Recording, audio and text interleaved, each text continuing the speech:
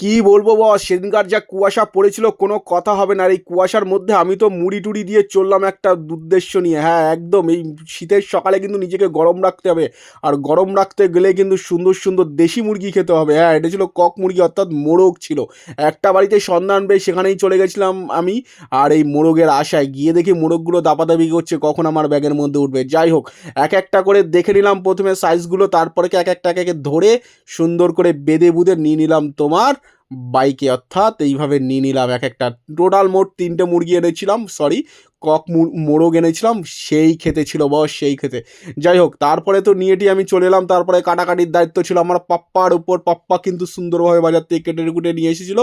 কারণ তারপরে আমি স্কুলে চলে গেছিলাম। স্কুলে গিয়ে আরেক কাণ্ড ঘটিয়েছি, সেই কাণ্ডটা তোমাদের সামনে একটু পরেই তুলে ধরবো। যাই হোক, তারপরে তো বাবা এনে দেওয়ার পরে মা সুন্দর সেখানে বেছে বুচে রান্না করে ফেলেছিল। যাই হোক বন্ধুরা, এখানেই কিন্তু এই ভিডিওটা শেষ হয়ে যাচ্ছে, কারণ রান্না ভিডিওটা আমি করতে পারি নাই, তখন আমি অন্য জায়গায় ছিলাম। রাত্রে থেকে সেটুকে দুটো রুটি দিয়ে আর একটু ভাত দিয়ে সুন্দর করে সাটিয়ে দিয়েছিলাম। যাই হোক বন্ধুরা, নেক্সট ভিডিওতে দেখা হচ্ছে। তোমরা সকলেই ভালো থেকো, আর এরকম হুটহাট করে পিকনিক অ্যারেঞ্জমেন্ট করে ফেলো যারা যারা খেতে পছন্দ করো। আমি তো বন্ধু সেই খাই সেই খাই। চলো বন্ধু, নেক্সট ভিডিওতে যেন দেখা পাই। টাটা, ভালো থেকো, সাবস্ক্রাইব এবং ফলো যেন পাই। বন্ধুরা বাই।